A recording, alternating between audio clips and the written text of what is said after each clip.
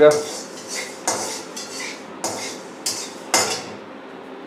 அந்த coriander seeds, தனியா, கொத்தமல்லி விதை, வெந்தயம், அப்புறம் பெருங்காயம், மிளகா எல்லாத்தையும் கொஞ்சம் கொஞ்சம் வறுத்து பொடி பண்ணிக்கணும். அதுக்கப்புறமா வந்து எவ்வளோ ரேஷியோவில் பொடி பண்ணணும்? அது ரேஷியோலாம் எனக்கு தெரியாது. கொஞ்சம் கொஞ்சம் வறுத்து பொடி பண்ணிக்கணும். எல்லாம் கையால் ரேஷியோலாம் கெட்ட தெரியாது. அப்புறமா புளி ஊற வச்சுருக்கேன்.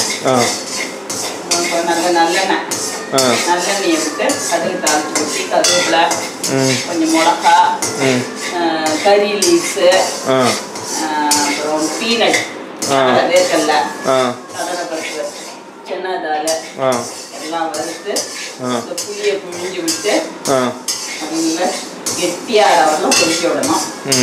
கொதிச்ச உடனே இந்த வறுத்து பொடி பண்ணினதை அரிசியாக போட்டு இறக்கணும்.